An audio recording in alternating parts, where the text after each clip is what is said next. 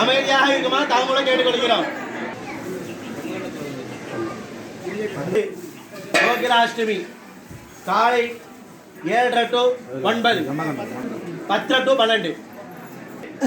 காலை கோகிலாஷ்டமி காலை 10 to 12 யமகண்டத்தில்